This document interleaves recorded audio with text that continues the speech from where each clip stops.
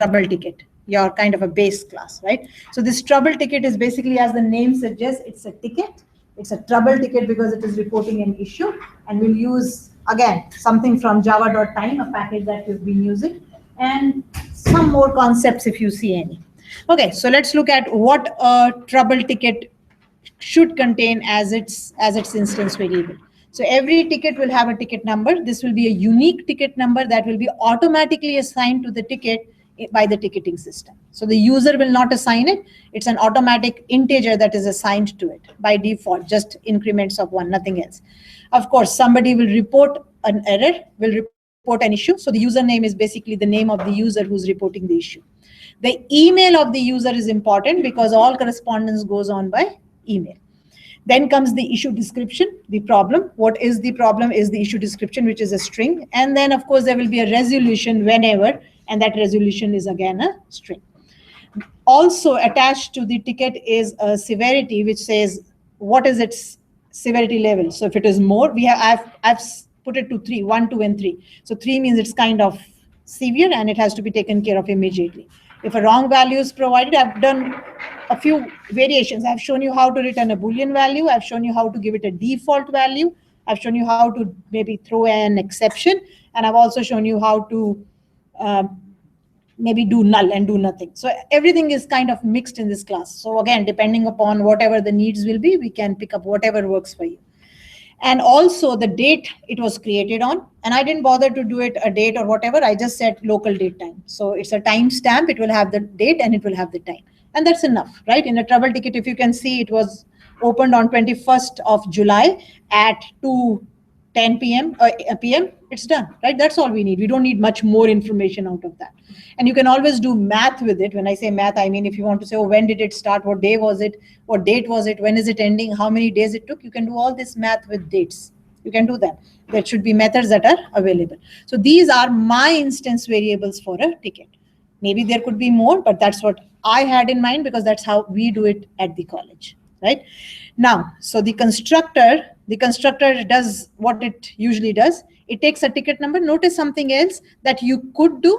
You could create this ticket number to be a final variable. Instance variables can be final, right? And making it final, what will it do? It will, once it is set in the constructor, it cannot be changed. And you can change a ticket number. Ticket numbers cannot be changed. So you can make it as final. The use of final 1. It cannot have a set method.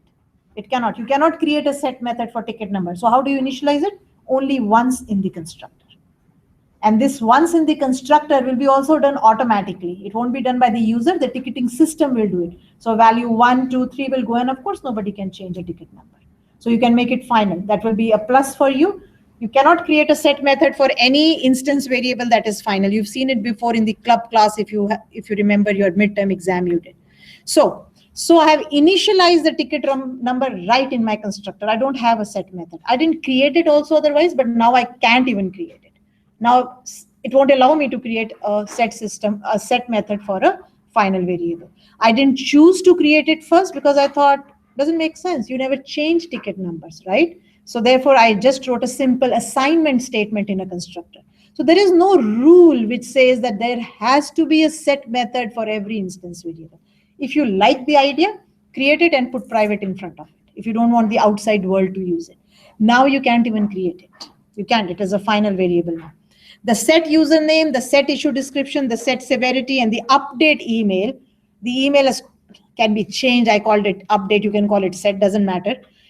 Are all set methods. We'll look at them one at a time, of which the most important one today is the update email. The rest are just simple. The created on is the date it was created on. So how do I initialize it?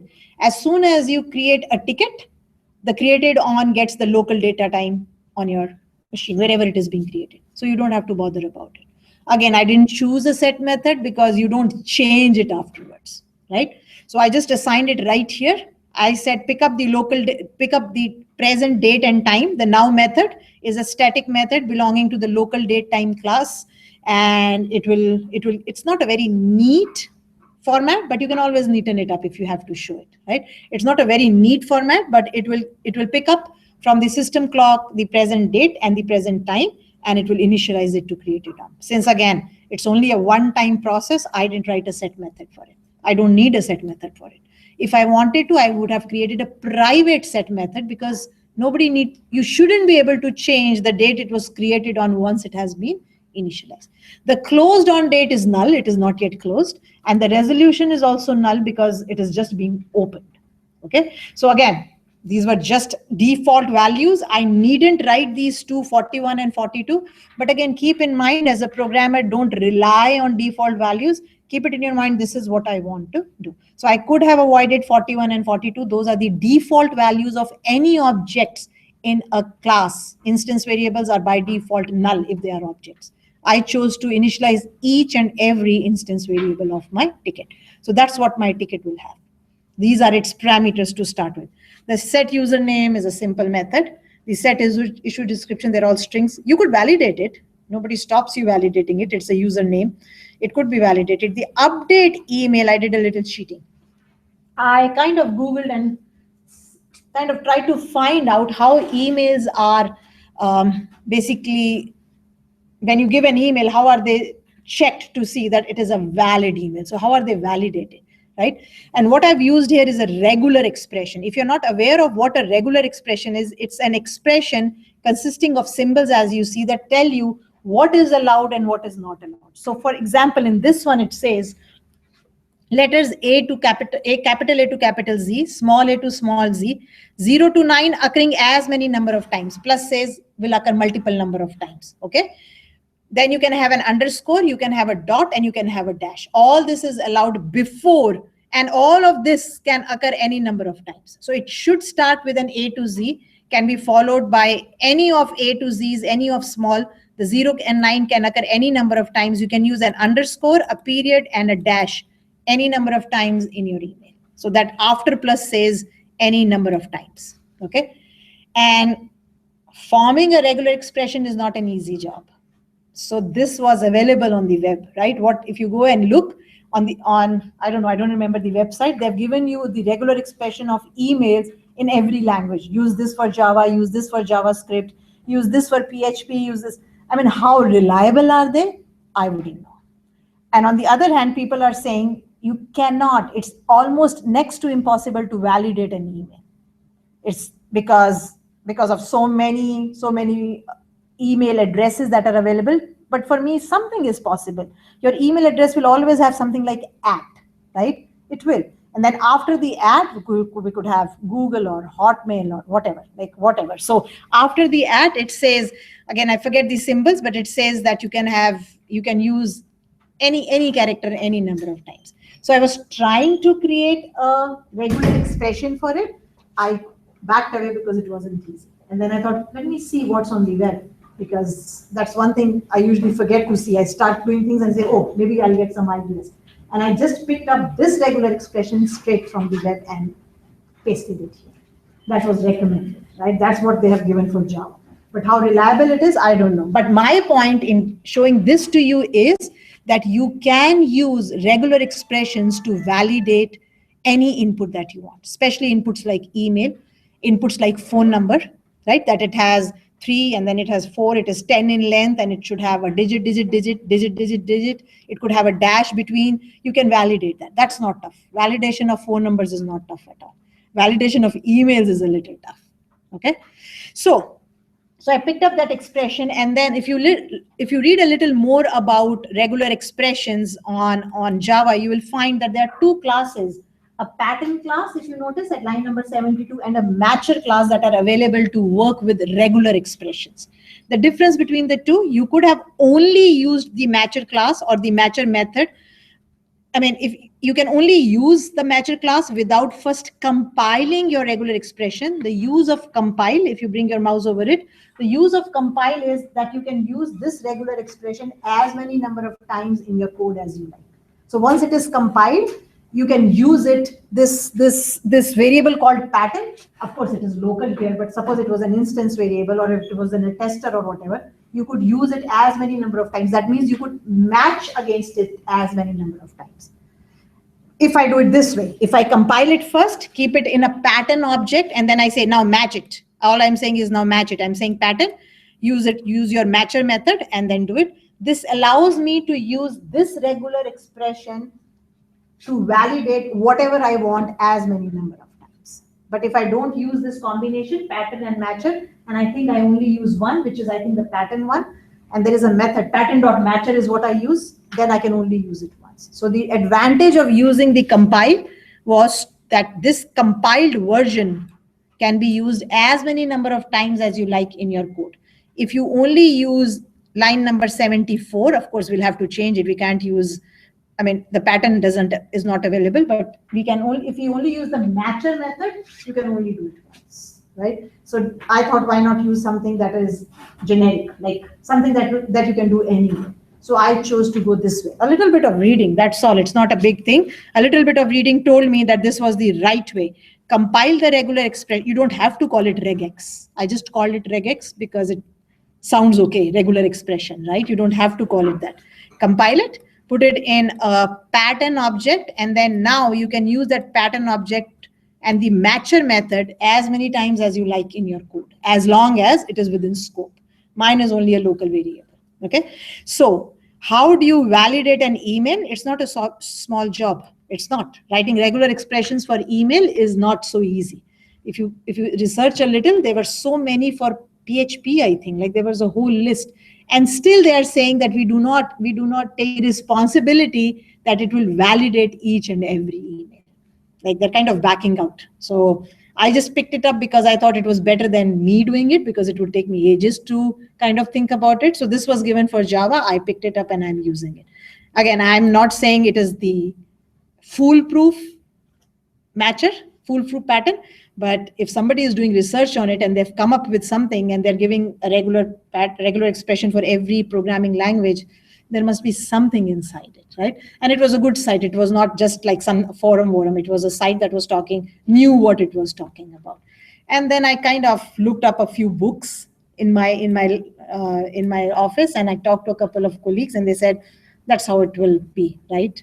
So I just used it. So this is for your information, that if you wanted to validate a string, basically, right? Because these are patterns, you can do and use regular expressions. So regular expressions are very handy when you have to update phone numbers, for example. And I remember using it, and it was really easy. All you have to do is, it can only consist of digits, 0 to 9, right? And of course, brackets if allowed and dashes if allowed. You can take care of it. It's not a big deal at all. But email, I haven't tried ever. I haven't. This way in Java, I haven't. So I just picked it up. And all you do is this then. If it matches it, then you set the email, else throw an exception. Since email is an important part of a trouble ticketing system, because that's how the correspondence goes on, I thought it would make sense to validate it. The username is not that important, but the email is important because it's where you will trust. Basically, all communication goes through email. So this was an update method, returns nothing, and I made it public because for whatever reason, if the user wants to change it, go ahead and change it. Okay, if you say no, once it is set, cannot be changed, then you will make it private. So this was just a little bit of cheating. It's coming from somewhere from the web, right? So all you have to do is look up the pattern and then look up how to work with it. So I have chosen the way of working, which is kind of saying you can use it as many number of times as you like, though it's not so useful in my code. It's a local variable. Okay, so the matches method can be used, I think, without creating a compiled version, but this is what was recommended, so I went with it. Okay, so instead of just doing matcher.matches email, I just chose this one. And again, please be free to go and read it a little, and I'm sure if you understand Java, you will know what they are saying. So this is validation of email. Nothing, we've never done this before, but regular expressions, I keep mentioning them. I thought I would better show it to you, how you do it, okay? The severity, so here I have thrown an email exception. Look at my email exception. I have created 3 exception classes just so that you see that you can have as many exception classes as you want, though it's not always recommended to have one for everything.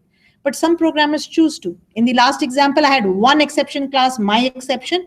I sent it a message, and the message told me what was wrong, which was good enough. But some users, if it's a big project and they want to be very specific about their messages and each exception should have a different class, I just chose to show you how it works. It's the same thing. You create an exception class, extend from the exception class, and notice I'm only passing it an email, and the message is embedded right here. So the message is, there is a message for each exception class, which is different from passing it the whole message. That's the only difference. So you just embed the message right in the constructor. So I send the email and I say email is not a valid email address. Another thing from last week. Last week we were only giving messages. Quantity cannot exceed maximum quantity. We were not showing the value of quantity. We were not showing the value of maximum quantity. It would be nice to see it. So here I'm saying it's an invalid address, but which address is invalid? Now I'm showing email address. This is an invalid email address. So just more information for the user. The more the information, the better sense it will make to the user. It's a better user experience. Okay. So just, I created 3 in this one. Okay. So let's come back. So in this one, I'm throwing an exception because I'm saying if your email is invalid, it makes no sense. I cannot create a ticket, which makes sense. I mean, if the email is invalid, that means I cannot communicate with you. So leave it alone. The ticket cannot be generated. So here I chose to throw an exception. Look at the third one, the set severity.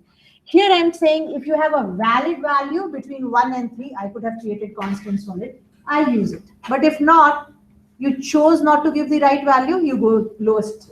So 1 is the lowest. So I've just given it the minimum, that is the number. So here I chose not to throw an exception because the user thinks, oh, that's not such an important instance variables. If you can't set the value right, you go to the bottom, right? So I chose a default value. So what do you choose? Do you choose to throw an exception? Do you choose to give it a default value? Do you choose to do something else, maybe return null, return true or false? Entirely depends upon the application you are writing. Okay, so this is just showing I didn't throw an exception. I could have just thrown an exception here. And a little different from what I was doing last week, because somebody said, can't we check first and then do the else? Sure, you can do it this way. So notice how I'm checking first and then throwing the exception afterwards.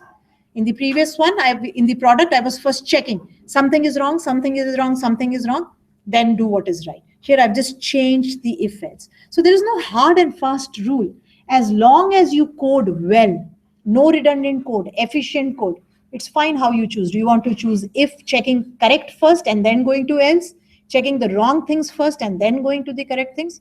Depends on you. Entirely however you want to do it. Okay. So again, I just changed the technique a little so that you can see there's no hard and fast rule of doing it. The get username is returning the username, the get email, the email, issue description, severity, resolution. All these get methods are really simple. Notice I have a get ticket number. Nothing stops me from that. I have to get a ticket number because this will be a useful method when I'm seeing, is there a ticket number? So I email IT and I say, this is my ticket reference number 99. What's going on? What is the update? So definitely they will look into their database or tickets to say, where is 99 ticket number? So they'll have to get 99. So I have to have this information. The user has to have this information. What's my ticket number? So you have to have a get. You don't have a set, but you have a get. And all searching of the ticket will be done through ticket number. So this method is important. So these are just common ones. The get created on date is returning you the created on date, which we already initialized in the constructor. The get closed on date is returning you the closed on. So these are just get methods. There's nothing big about them at all. They're just returning values. Now, how do I check if a ticket is open? So maybe the IT says, let's see which tickets are open so that we'll see how many are left or whatever. Like it's a valid question to be asked. So is ticket open? How will you check if a ticket is open? Remember, the close date is null to begin with. So if it doesn't have a close date, the ticket is still open. So you check, is close date equal to null? Is closed on equal to null? If it is equal to null, return true. It will automatically return true, else it will return false. You don't need an if statement, guys. If you don't need an if statement, don't write it. So if for your reorder variable from your product class last week, I said if quantity is greater than reorder level, it must return true or else it must return a false. You could have just written it like this. So you were setting a reorder variable. You don't have to do an if or else. You can simply assign it the value, get your quantity, and if its value is less than, get the reorder level. Then it assigns it. Why write an if else? This is a valid assignment. It does the right hand side, looks at it. Is get quantity less than get reorder level? Yes, it will assign it true, else it will assign it false. So try to make your code more efficient in the sense code less and efficiently. So there is nothing wrong in if else. So maybe in my product class I still gave it to you because maybe that makes more sense to you. But start doing this. Start using ternary operators. Start writing minimum code. Why declare local variables if you don't need it? Right? So what did I do here? I checked this condition. So it's, remember, this is not assignment. This is checking. So I'm checking is closed on equal to null. If it is null, it will return true, else it will return false, right? Would you prefer us to use get methods everywhere in the code? If they are required, if the requirement is so. Like we don't write testers, like if I give you a tester and the tester is using it, you have to have that. In the code itself, like here also we can use get to get the close date instead of using the variable itself. Oh, no, this is checking if a particular ticket is open or closed. This is different from getting the close date. They're two different methods. This is the get method. Where you using the condition, Yeah. using the close down itself. Yeah, oh, you mean you will return the close date from here and then check in the tester if close date is null? Yeah, I can put the get method here itself. Yeah, you could. You could. So yeah, no preference at all. Anything that is efficient, that will work. So you're basically saying, I'll say return get closed on date method here? Yeah, get closed on date equals to null. Yeah, you could do that. Okay, now a few things, definitely. If the code that you are writing, like closed on is equal to null, is smaller, when I say smaller, I mean does not involve calling another method, does not involve an if statement, then avoid calling. Just for these small jobs, avoid it. Because remember, calling a method is overhead. So if it's not very useful, avoid it. This is a small statement that doesn't need anything.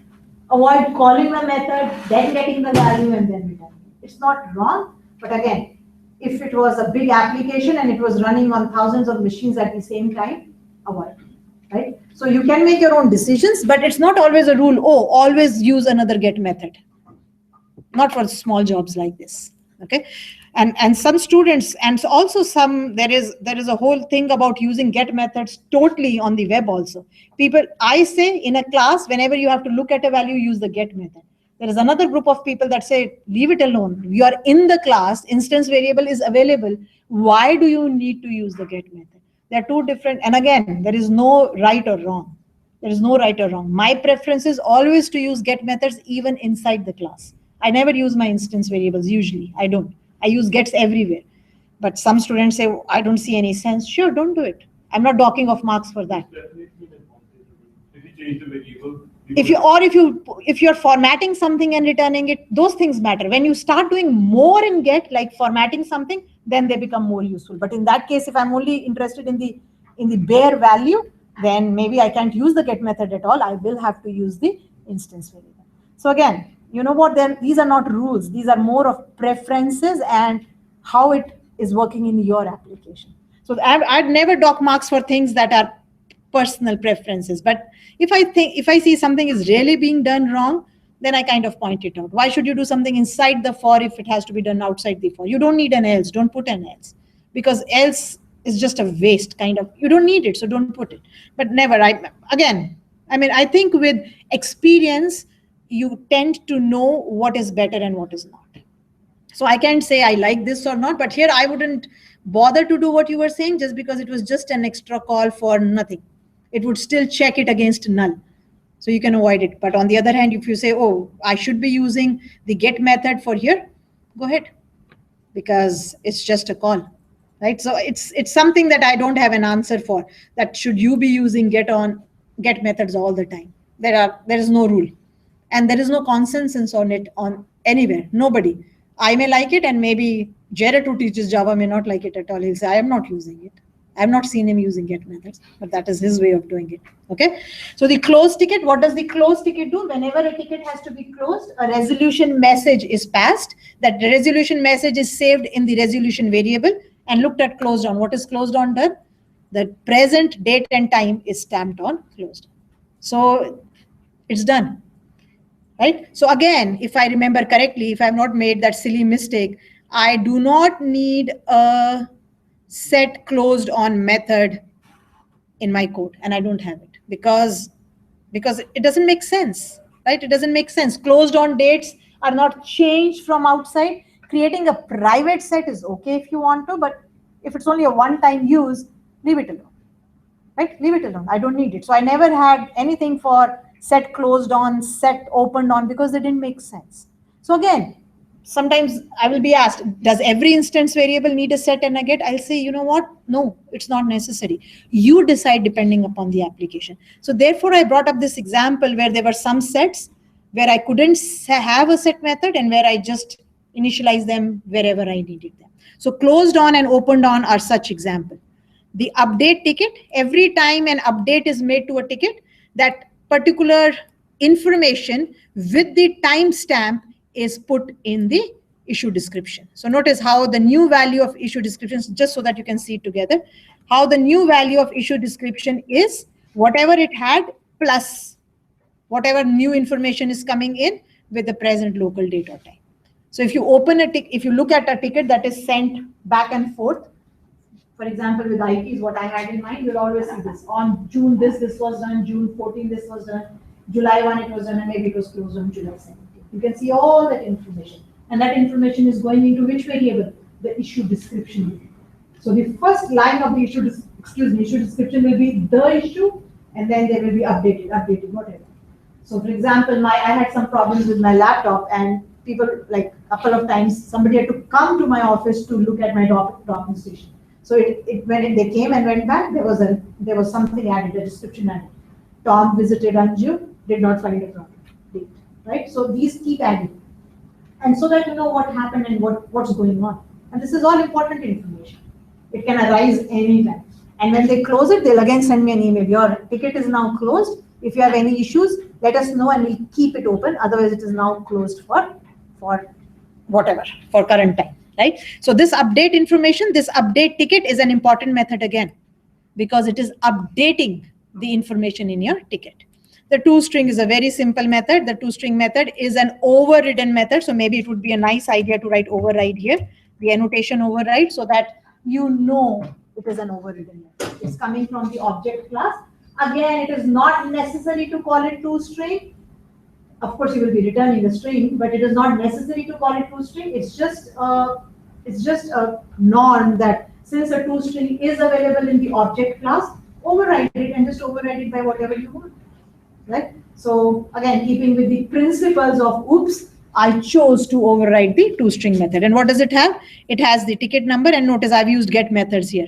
The date was opened on, the date was closed on, the issue, and the resolution. And notice when I show the resolution, it may still be open. So it says, oh, is resolution equal to null? Still say issue is open, otherwise show the resolution and your job is done. So again, I'm careful. Maybe it's not yet resolved, and I'm saying toString with my ticket. That doesn't mean I can do a toString with an object. I can. So I'm calling the toString. The toString says in front of resolution, it will give you the resolution if there one exists, and if not, it will say the issue is still open. So again, you have to think about these small things if you are given to write something on your own. And that's what I'm thinking for the last assignment, the major assignment. I don't tell you anything at all. I just tell you I want to see this, this, and this. It should be able to do this. It should be able to do this. You decide what are the instance variables. You decide what should be the methods. Everything you decide. You design it yourself. Till date, I have been designing all your classes. Right? Even in your exams and your assignments, I design the classes. And I say, write this method for me, write this method for me. Okay, so that's what I'm thinking. It could be an open-ended, and sometimes I think I'm not sure if students can handle it, so it's still going on. Anyway, no big deal. Now so that was the first class. Any questions? Any questions on what you've seen? So we saw the new local date time, which is nothing new if you think that we've used some other classes also from the java.time package. You saw that I used a default value in one case and I threw an exception in another case, right? Again, make your choice, right? If you say no default value has to be given, a message should go back to the user, sure. But in the email, I didn't choose to give it a default email because it's silly. Nobody can have a default email, right? But with severity, you could say, no, I don't want to do it. They have to say what the severity is. You could create an exception class and throw it back. I just chose to give it the lowest priority, right? Which was 1. Okay. And please pay attention to Java doc comments and commenting. You can never escape it. Definitely not as application programmers. I'm not sure about web programmers. As application programmers, you cannot escape commenting your code. And you shouldn't. It's a habit that should just by natural should come. Like you should write it. The rest, of course, depends on you. Like I can force, some people just don't want to do it. Can't do much about it. Okay, so the trouble ticketing system is nothing but a collection of tickets. I don't know how many, so I've used an array list. What kind of objects will go into this array list? Trouble ticket, right? So that's something you've been using. Now for the automatic auto increment ticket number, I've used a variable called next ticket number, which I initialize to 1 in my constructor. Right? So what do? I create a new array list with nothing in it. So that's your array list creation. Remember, you cannot work with an object till you have initialized it. And then I start with next ticket number equal to 1. Okay. Now, if I want to open a ticket in this ticketing system, I'll have to create a ticket. Give me a minute. Let me show it to you first, and then the important method should have been placed first then. Come on, there. That's the important method now. So now if you want to create a ticket with the IT department, you will call this method. You will say create my ticket. And what will you pass to the create ticket method? You will pass your username. That's all the information they want. The email, the issue, and the severity. That's what you give to the ticketing system. What does the ticketing system do? The ticketing system uses the variable next ticket number as the ticket number, which will be 1 to start with, right? And then it will pass the user, the email, the issue description, the severity, and pass it on to the test trouble class.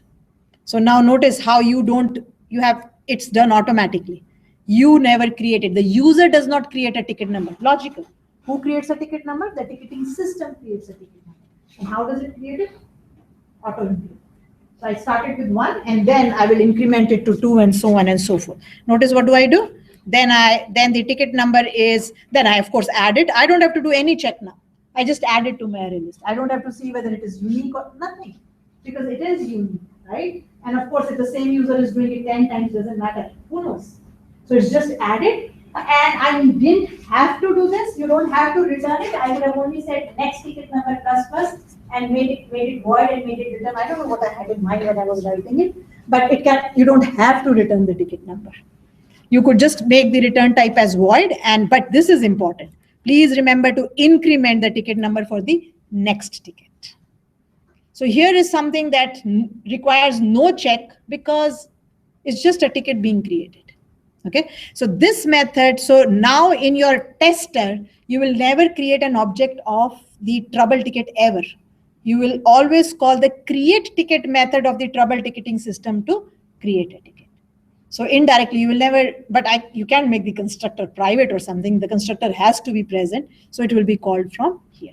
So this is how a unique ticket is created every time. A unique ticket is created every time an issue is reported to the ticketing system. I'll just place it at the top just because it is the most important one. Not that, it really matters. Remember, encapsulation says doesn't matter where the method or instance variables are. It's just a capsule. It's not sequence. Something you have to remember, like other languages, or even when you write code, you have to write things in sequence so that if you're using a variable, that variable already needs to be defined. But in a class definition, the sequence doesn't matter at all.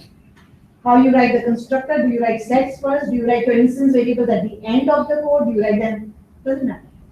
It's a capsule. Encapsulation says if you know what a capsule is, right? The medicine, right? If you shake it, the medicine still remains inside.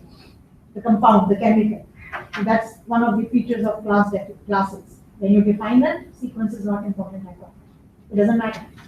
It doesn't matter where the methods are, right? Which is very different from a procedural language. Okay, so there is create ticket. The rest methods are not so tough, but just let's look at them one at a time. So you want to get a ticket. You want to say, I want to see if this. So let's look at the comment. This method returns the ticket with the specified ticket number. So you're basically saying, does that ticket exist? And I've used something different that you haven't done till now, right? So I pass you the ticket number. It's like you're finding something, right? I check the whole array list. I compare the ticket numbers one at a time. I use the equal because they are ints. If they were strings, I had to use the equals ignore case method. If I have it, I return a ticket. If I can't find it, I return null. What happens with returning null is when you use this method, you will say get my ticket. Now you can check. If get ticket is returning a null, it does not exist. This can come handy in today's exam, right? So if you're finding a product and I say return null, be careful, you can return it. Then it's every time you have to use the find method, check, is it returning a value null? It does not exist. You could do a true and a false also. There's nothing wrong. We've done true falses before, but this is another way of doing it. So instead of returning a Boolean type, return true, return false, I'm saying always return a trouble ticket, always. So when it returns it, good. If it cannot find it, null is a valid value. Null is a valid value for an object. So it will work. So maybe something that will help you in today's exam. So that's get ticket, okay? Simple methods. Return the highest ticket number issued. So you know the next ticket number is in this variable, do a -1 and it will tell you this is the highest ticket number in the system. Right? It is the highest ticket number in the system. Why a -1? Because once you issue a ticket, it goes up by 1. So that's the new ticket that will be created. So if I want to know how many already in the system, -1 will tell me how many already in the system. Simple. It's just logic. But you have to know how to code the logic. This returns the information of all tickets currently open in the system. Okay, so let's see. So it returns a string. Okay, it could have been an array list of open tickets. Again, you've done array list before, so I'm showing you strings today. Maybe the both together will help you do the exam or the assignment today. I take a string, I initialize it to an empty string. I go through all my tickets in my array list. How do I check if it is open or not? Here, get your close date. Get your close date if your close date is null, or we also had a method, open ticket. Use that method, any method you like. Maybe I wrote that afterwards, that's why I'm using this one. But you can use the other method also. You just have to find if the ticket is open. Like suppose you have to find if a product needs reordering. What will you check? Check the reorder variable. You will know whether it needs reordering or not. Same kind of concept, right? So get the close date. If it is null, that means it is still open. And if it is open, what do? I add its ticket number, its name, and created on date to my string. And at the end, I'll return the string. If no tickets are open, what will go back? An empty string. That's okay. Because it is a string that I initialize to empty. If empty goes back, if the length of the string that is coming back is 0, it tells me there were no tickets that were open. Instead of string, I would have returned an array list of tickets. Again, the return type is maybe int. I need an int. I'll say, okay, array list size is 0. Return -1. If it is something else, return the size. So you think what you need in a method, right? And if you have to think on your own, that's perfectly fine. If I give you the instructions, then you have to just follow, right? You have to. If I say return null, you have to return null. If I say return the length, return -1, follow whatever is given and you can never go wrong. So that's telling you all open tickets, information about all open tickets, one in a line, one per line. I always start with the percentage in. Reading is easy. I haven't yet completed the testers, so I'm hoping all these methods will run. I mean, they will look neat, but whatever. Okay, now, how? Definitely you will need to close a ticket, right? With a specified ticket number. You can't close a non-existing ticket. So notice what do? I get the ticket and I say, are you not equal to null? That means you exist. If you exist, close it. Remember, there was a method close ticket. Call it, pass it the resolution, and your job is done. So whenever you have a class and a class built on it, please remember to use the methods in the baby class in the parent class. Like you have product, and you will be writing an inventory today. Any job that the inventory needs to do, if you can find a solution here, call that method. And that's exactly what I've done. I haven't written the close ticket again myself. The close ticket has been called from the ticket class, from the double ticket class. How? Get the ticket. Now this call I could have avoided. I've written it twice. I have it once here and I have it again. Maybe you could just put it in a local ticket variable, and if it was not equal to null, get it and then close it. Else, I chose to throw an exception. I'm telling the user, how can you close a ticket that does not exist? So what is this? I pass the ticket number. Look at the ticket closed. Again, just a simple class that says, sorry, this ticket number does not exist. Closure has been cancelled. So the message is embedded in the constructor rather than passing the message. Okay, so when you write independent exception classes, the messages are embedded in the constructor. If there was a general one, I would pass the whole message from here. So to avoid this call twice, if you want to avoid this call twice, you can take a local variable here of type ticket. Get ticket is returning a ticket, a trouble ticket. Save it. If it is not equal to null, close it. And if it is else, do this. So today I'm checking the right things first and throwing afterwards, right? Which is another way of doing different from what we did last time in product. So it's not important that you do it my way. It is important that you do it the right way. That's what is important. How it makes sense to you. I never talk of marks if you've done it a different way from what I think it can be done.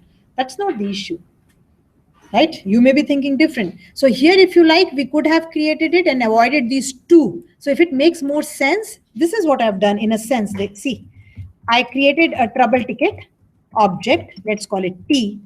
I got the ticket number. So if you don't have to say this, but anyway, this says this method is available in this class. You get it here. If this makes more sense step by step, then you can say if T is not equal to null, if T is not equal to null, close the ticket. If that makes more sense. I mean, this is not important at all. But anyway, here, now we don't here. So what did I do? Instead of the code I had, I just made it, if this makes more sense to you, get the ticket. The get ticket is in this class itself, therefore I've written this, it is not required again. Get the ticket. Trouble ticket T comes back. Remember, it was returning a null if it did not exist. So if it is not equal to null, that means it does exist. Close it. Pass the resolution, right? Otherwise, throw this exception. If that makes more sense, do it this way, step by step. But if you want to avoid, but this now that I think of it, it's better because I only call this method once, right? I have an extra local variable, but at least the call is only once. Calls are expensive. They're overheads to your code. So whenever you see a couple, put them together. That's closing a ticket. So notice, what does close ticket need? The ticket number to be closed and the string, the resolution to be closed. It's the ticketing system guy, the girl or the boy at the reception who's closing my ticket. So he'll say, okay, this is the ticket number and this is the resolution, and he or she will close the ticket. So it takes two parameters, passes the resolution to the close ticket method of the trouble ticket class, and if it is not possible, throws an exception. And I chose to throw an exception here because it makes sense. I mean, how can you close a ticket if it does not exist? So let the user know that it does not exist. This is updating. Definitely. Again, look at it again. We can do, I'll leave this so that you can see both things. I get the ticket. If the ticket is not null, then you update it. What method am I using? I'm using the update method of my trouble ticket class. I'm not writing the code again to update it. Doesn't make sense. So if you have a product and you have an inventory, anytime you want to do something in the inventory which the product is already doing, call it. Don't repeat that. Right? Shouldn't be. And if for whatever reason a method calls another method that is throwing an exception, just add throws to its signature. Keep that in mind, don't forget. Right? So method A is calling B. B is throwing an exception and A is not handling it in a try catch. All you have to do is add throws that exception in its signature box. Right? So again, notice, so this is again something that will be handy today. You're writing an inventory. Inventory is dealing with products.